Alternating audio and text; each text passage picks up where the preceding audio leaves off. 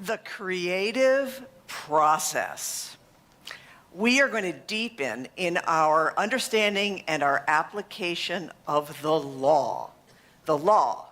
The law is the principle of how life gets to be the way that it is. And when we go deeper with the law, we have freedom. Freedom. So we stop feeling that we're victims of circumstance or that there's a God in the sky trying to punish us or teach us a lesson. Freedom. We also have a sense of empowerment. So we have energy to engage with life challenges and opportunities. And when we use the law, we become creators. So we don't quit our daydreams. Like Russ encouraged us to do, we don't quit. We are creators. We reveal the magnificence of who we are. So do you want that?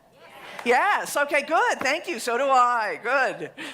All right. And I'm so grateful, with the law. We don't want to fight the law. Like, I've fought the law. Guess who won? Who won? The law won, right? Okay. So has anybody here fought the law? Like, we've tried to resist okay, I've got a couple. Tried to resist realizing that life has a way of being and a way of creating, and we are part of it. So we do have people that are new, and I'm so glad. We're in a series where we're looking at the fundamentals of our teaching, the science of mind. And these fundamental principles are part of our 100-plus-year-old science of mind teaching philosophy. So our philosophy was founded by Dr. Ernest Holmes, and it's a correlation, it's a combination, an integration of religious ideas, scientific principles like metaphysical principles, and philosophy. How does life get to be the way it is? So let us take a look at this principle, the creative process. So we have the creative process slide, which tells us there is one infinite reality, and it operates through universal law of cause and effect. The universal law is impersonal, automatic, and intelligent. The universal law receives the direct impress of spirit's impulse and acts upon it to bring it into form. Law is action. Law is that life is saying yes to us. Law is that there is spiritual ideation, and as we cooperate with it, that is how life gets to be the way it is, on a macro level, universal level, and on an individual level. So I invite you to bring to mind a desire that you have, an impulse that you have, where you want to have a greater expression of the divine, or where you want to have something different in your experience, or you want to change, or you want an insight, but something where you do have a desire. So right now, everybody, it could be something on an individual level. So it could be health and wholeness in the body temple. Maybe I've experienced dis-ease and I want to have an experience of wholeness. It could be something in love and relationship. I know for years I would come to centers like this. I was at the Agape Center in Los Angeles, and just like here, there was a prayer zone in the corner, and after service, we were invited to go and speak our prayer, and I would line up every Sunday, and I'm like, well, where's my boyfriend? And so you may have a very elevated prayer request like that, or it could be in the area of love and relationship. You're looking for peace and harmony in the family. Maybe there's been loss or alienation and you want a sense of closeness. It could be an aspect of self-love, but it could be, that's another category. Health's a category, love and relationships a category, and then the final category, I would call it money, purpose, contribution. It might be for you individually, I want to get out of the cycles of debt. Or it could be, I have a dream to offer my gifts to the world and I want to make a greater contribution. But choose something in your mind. And if you feel completely satisfied on an individual level, by all means, choose for this conversation something in the collective, because Lord, this timeline, we as a collective, we could use a greater sense of the fullness, the alignment with reality, right? So it could be justice and inclusion. It could be peace on earth instead of war. It could be a sense of greater stewardship of the planet. But choose something for this conversation. And if all else fails, maybe it's your team winning the big game. So, all right. So everybody's got something in your mind, right? All right. So with something in our minds for a greater desire, how does the law work? So one of the best ways to describe the law is our beautiful Science of Mind teaching symbol. And so this is a symbol that we see in our wonderful art piece, and then we have it up on the slide. So the symbol is the circle, and then the V in the center. And it's an experience that happens, as we said, universal and individual. The circle represents one infinite reality, no beginning, no end. This is how life is eternally. And the V down the center is how life is created, the creative process. Spirit, law, and body. Spirit. This is the realm of the impulse, the direction, the vision. It's the prayer request. It's the intention.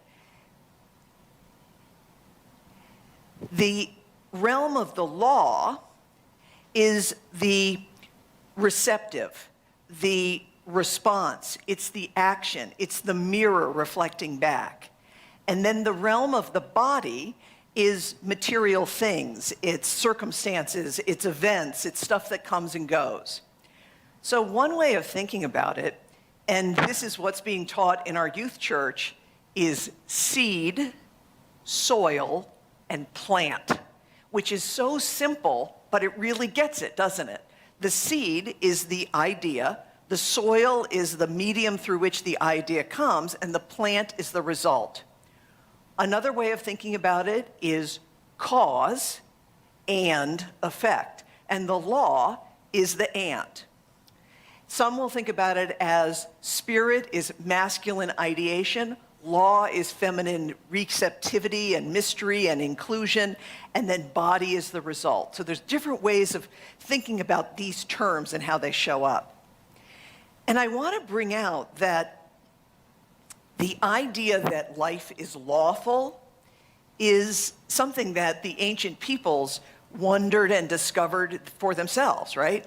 Is that you can imagine thousands and thousands of years ago, individuals like we do today and sometimes wonder, why is there a war over here and a terrible thing happening to this one over here and this one seems like they have so much? Why is this happening? And the Hermetics, the Egyptian peoples started to discover life is lawful. We have ancient religious teachings that began to say, you know, it's the rain is going not on just the unjust, but the just and the unjust. So think about it. The ideas of, in the Eastern tradition, karma. She's a witch, right? Karma. Karma is life gets reflected back to you. There's some kind of destiny, and we're working it out, and that's an explanation for why things happen. Karma is a way of describing the law. And in the Western philosophies, even the ideas of an eye for an eye and a tooth for a tooth, that's an upgrade. That's an upgrade from it's inexplicable to it's fair. An eye for an eye, a tooth for a tooth. And in our tradition, we tend to look at ancient teachings and we look for the symbolic or the metaphysical meaning. So think of this phrase, vengeance is mine, saith the Lord. Now that can sound like it's a punishing God in the sky. However, if you understand it metaphysically, Lord means law. Dr. Michael Beckwith used to say, the Lord is the great law of life. So when we hear Lord, we think law. So vengeance is mine, saith the Lord, is saying life has reflection, response, circumstance, correspondence, and that what you put in, cause, gets revealed as effect, and it is impersonal, automatic, and intelligent. And I was thinking really about this, like that our relationship to Jesus is the relationship of such appreciation that Jesus was a master teacher and a master example of living in both love, that love is one thing, the givingness of God, it's all there is. I'm doing the circle. Love and law, that life is created through the creative process. So I've used a lot of words. Jesus did it in 8 words. It is done unto you, say it with me, as you believe. It is done unto you as you believe. And that as is doing a lot of work in that sentence because it is the law. So when you look at the teachings of Jesus from a metaphysical perspective, it's a beautiful way to really understand how to be a practitioner of truth, how to take infinite ideas and to trust that the law is working on them and then to manifest them. All right. So as I've been alluding to, the creative process then shows up for us as individuals. And so we have another description. Individuals having the same threefold nature use the creative process to shape our human experience in alignment with the whole, perfect, and complete reality. So we have the same threefold nature. We have spirit, law, and body. And this creative principle, we use it in our individual lives to shape experience. And the question really becomes is what I'm creating and experiencing in alignment with whole, perfect, and complete reality? Because if it's not, there's something for me to look at. And so I want you to hold that desire that you've been thinking about, but this is really where the practice comes out. So the reason that there are those on the spiritual path for a lifetime is that there's always more to be revealed. So if we live in a universe that's infinite, it means that there is always more. If we feel that we are experiencing love in our relationships, there's always ways to have more of the experience of love. If we feel that we are being of service to the world, there's always more ways to be of service. Not because we're insufficient, but because life is progressive. There's always more planes of experience, things to discover, more to realize. And that is the call to keep coming back. That's why people come for years to a spiritual center, is that we are always encouraged to say, how much more can I discover, reveal, create, and share? And I loved in our series, I think it was last week, Reverend Karen Einhaus really put us, for us as spiritual beings, we don't have to search to be love. All we're doing is clearing the blocks to more of that love revealing. And so this is a little bit of we usually do this in our conversations. It's a little bit of a advertisement for continuing your spiritual practice, right? Yeah. So the reason we have visioning and prayer and classes and workshops and prayer partners and morning meditations and journaling and all of the things that we have is because, think about it, and I'm going to have you, if you're comfortable, do it with me. Take your hands and rise them up and imagine that this is the area of spirit for the thing that you're working with. So what is the alignment with true reality that applies in your situation? What is the quality of the divine, infinite, eternal, and unconditional?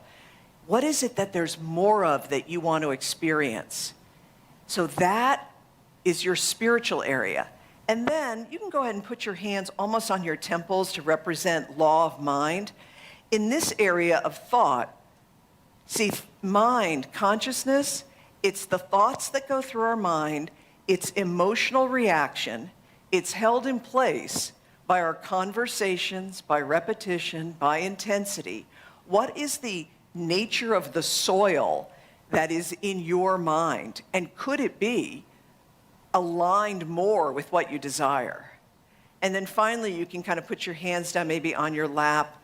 Put your hands down and just look, what are the circumstances in my life in this area? What is it that I'm experiencing? And you can gently ask yourself, what is it I must be thinking and empowering to have this experience? All right, shake it a little bit and smile at your neighbor. Look at that, you just did a little mudra. Very good. And you notice I asked a question that sometimes we throw the red challenge flag in Science of Mind if people ask this question. But you know what it is. It's what were you thinking? What are you thinking that is contributing to this result? And we can ask that question with courage and compassion and kindness, can't we? Because it does, think about the thing that you're working with. If, we'll use my experience, where's my boyfriend? Okay, so I was just, where's my boyfriend? Where's my boyfriend? Pray for me, pray for me. But then you had to look at what was happening in my life. I had a lot of judgment about men and relationships. I talked to my friends about how hard it was to meet someone. I spent a lot of time referring back to old relationships that didn't work. All of my friends were bitter divorcees. And, I pretty much was steeped in the idea that I could want it, but this thing might not be such a good idea. It might not work, right? And so it was fair to ask not just what do you want, but what are you doing and believing that is either empowering or not empowering the thing that you want. And when that kind of conversation started, instead of me running to someone else to try to get something, I started to create the environment within to be the thing I desired.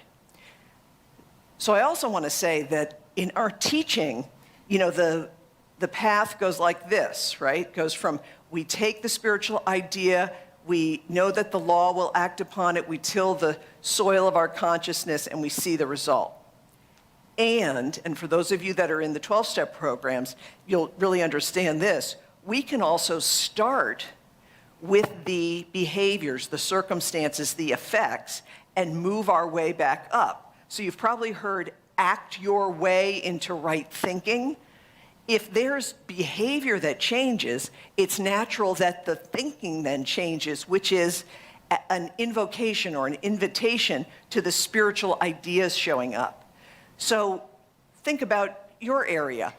And in fact, we'll do the mudra going back up. So start with your hands on your lap again. And look around the area that you're thinking about, and what, if anything, would be a behavior change that you could make? What is a behavior that you know is not in alignment with the thing you desire? How could that shift? And then bring hands to the temple. If that behavior was changed, what new idea would it spark? What new thought would it create? And with that new thought, hands above you, open up. With that new thought, what spiritual quality would be activated? All right, shake it out a little bit. And again, smile at your neighbor. You're going both directions in the divine creative process. And I'll give a couple more tips for the various areas of our practice. If it is an area of health that you are looking to have a different experience with the creative process, in the area of health and wellness, there's a fundamental idea that's really important. It's subtle, but really important. And that is healing is a revelation of wholeness, capital W, wholeness. And wholeness is a quality of being. So wholeness is not necessarily a cure of a diagnosis or a situation. It's subtle. One can have a dis-ease in the body, have a prayer for wholeness, And the wholeness that gets revealed is a sense of peace about it and integration. And the situation in the body may or may not change. And so just take that in if you're working with health and wholeness for yourself or for another. I see you in wholeness means that I don't believe the diagnosis or the circumstances is greater than the power of God. I'm not going to give power to what's called a secondary causation. And it means I know wholeness reveals for you individually in a way that I trust your soul will reveal.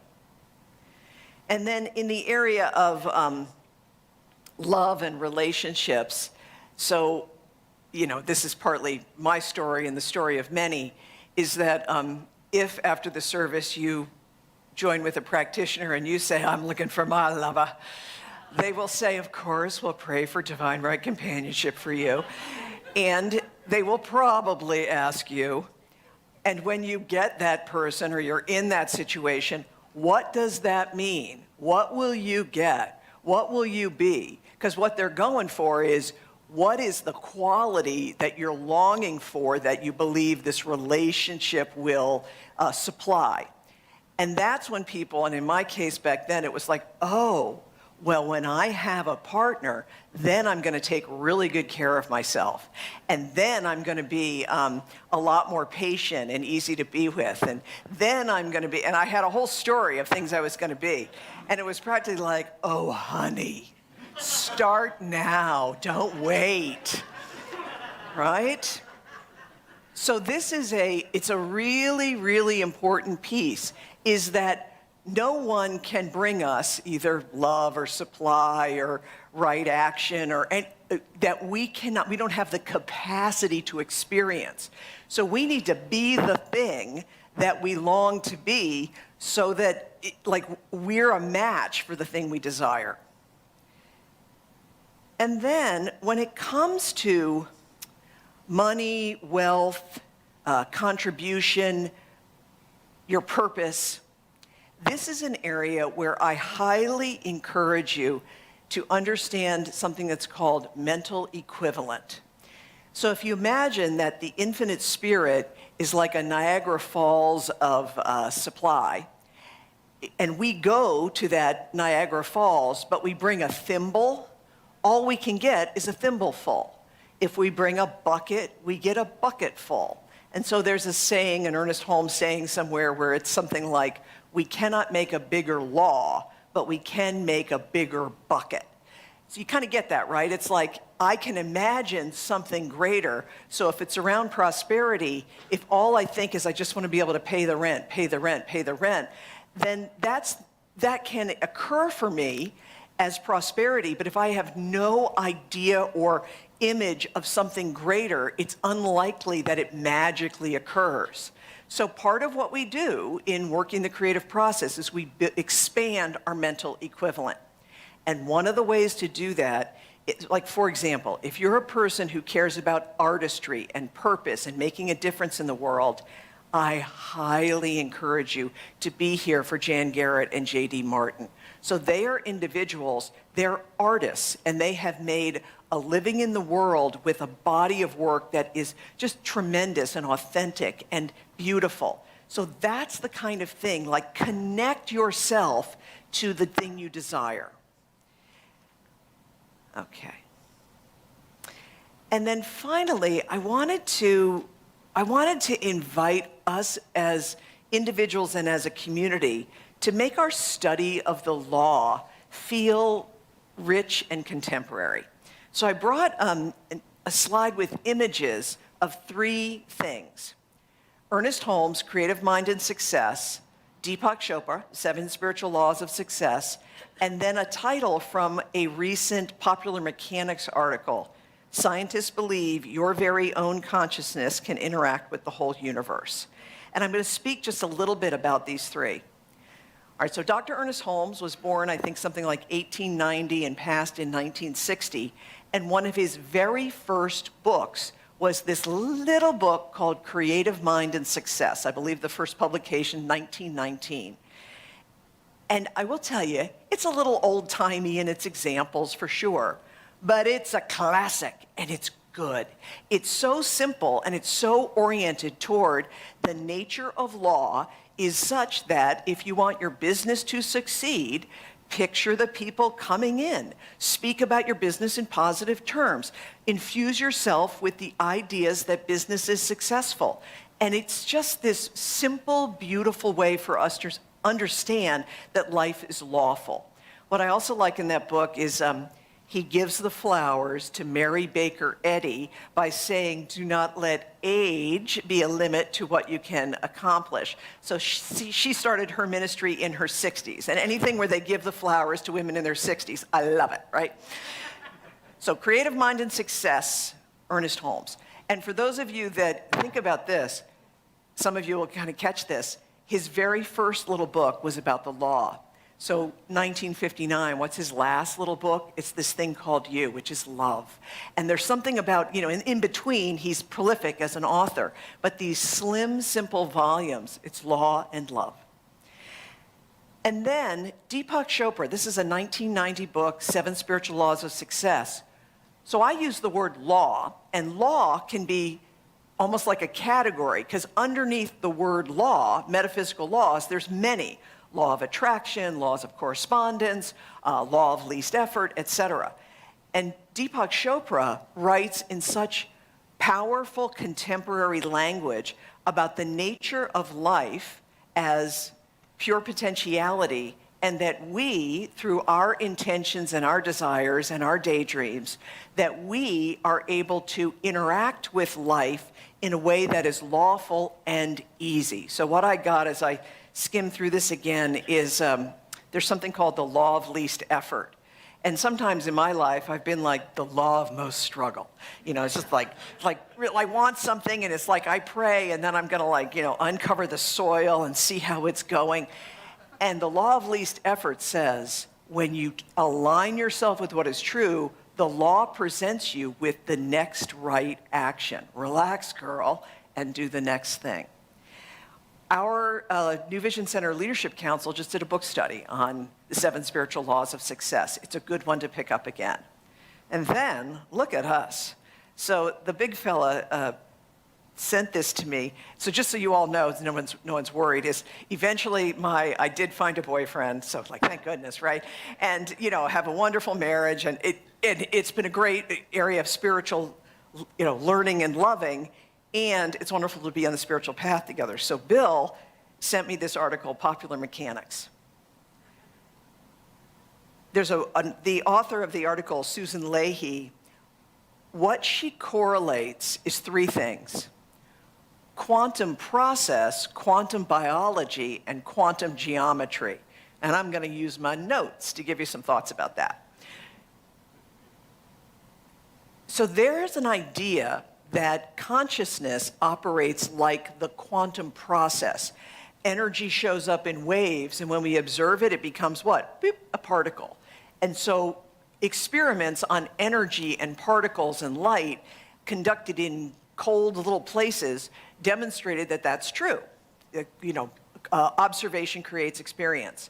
But many people said that's not really showing what consciousness does, until just recently, quantum biology, which understands how plant photosynthesis works, notices that our brains have things called microtubulars that have a coherence with energy outside. So that biology in our brains is similar to the idea of taking energy and creating. And then finally, quantum geometry says there are potential universes existing alongside ours, like that movie, Everything Everywhere All at Once, and that if you do the math and the trajectories of things, the fact that we have choice means that we can connect with different possibilities, different universes. So basically, scientists believe your very own consciousness can interact with the whole universe, and we say, scientists, we agree. And I think with that article, we'll put it in the newsletter this week so people can take a look at that.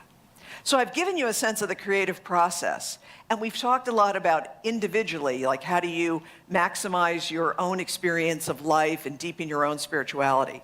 What I also want to say is when we are free and we are empowered, and we are creative, we can then, especially as a community where so many of us, I'll speak for myself, so much of my life is now turning toward how can I be a beneficial presence to a world that, for goodness sake, absolutely needs our prayer and our action.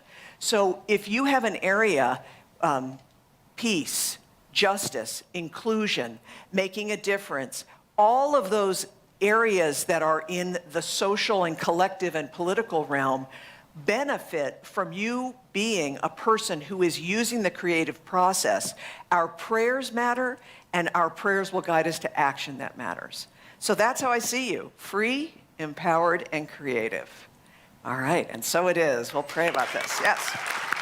Okay. Oh yeah, we love this. Okay. Yeah.